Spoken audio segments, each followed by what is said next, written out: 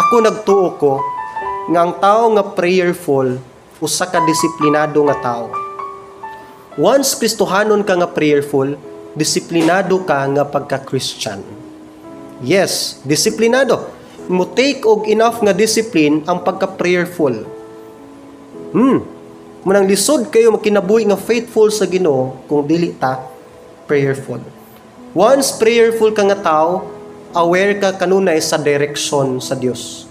Kay balo ka unsay sakto nga direksyon, unsay dili. Once prayerful ka nga tao, kanunay kang reminded sa forgiveness sa God.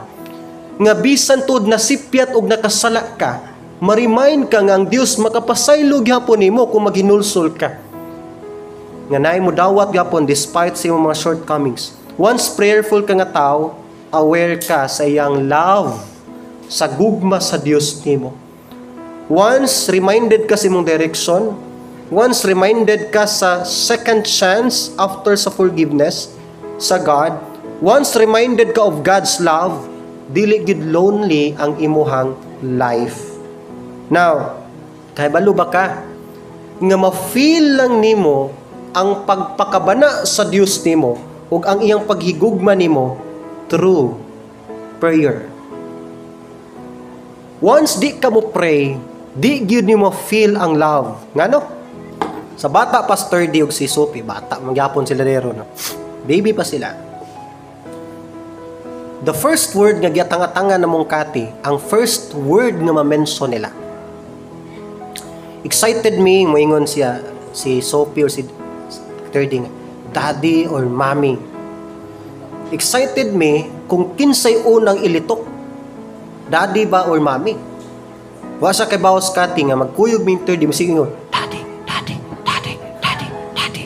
Sino ko ingong yung daddy para iyang unahon na ma-restore? Ang first word niya Thirdy gyud, daddy. No.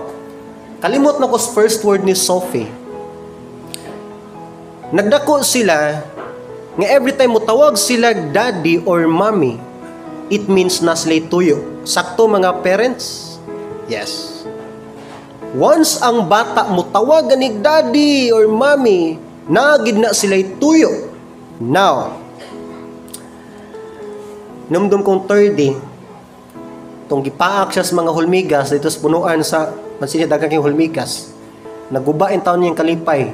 Isag, daddy, daddy, ringit ay isag tabang. Makahimog isag good na score sa class. Daddy, maayo ko sa mong class. Uy, very good. The same is true with our life. Ang prayer, muni pag-mention ni mo, our Father. Mo pray gani ka, mo mention gi kag Father in heaven. It means na kay tuyo. Di gyud mo rescue si Father, bisan ang mother, dili mo rescue siyang bata kung wala na ngay tabang. Ma-feel sa bata nga nagpakabana si Papa or si Mama once mo rescue dayon sila, inigtawag niya sa pangalan. Sakto. Nangaytabang ang bata, Mommy, Daddy, dagan dayon. I love good ko. The same is true sa atong life. Di niyo makita unsa ka good provider, protector, lover ang atong Father kung dili nimo sa tawgon. Mo bitaw ingon ang Bible, call unto me and I will answer thee. Kay ma-feel nimo ang pag-care sa Father if magsigi kag tawag sa iyahang pangalan. Unsaon niya pagtabang kung wa ka nangaytabang? Unsaon niya pag-answer kung wala ka nagtawag? Unsaon niya paghatag kung wala ka nangayo? Common na sa mga New Testament verses. And therefore, the more ka mahimong prayerful sa Father, the more nimo ma-feel nga nagpakabana di ay siya sa imong kinabuhi. Amen.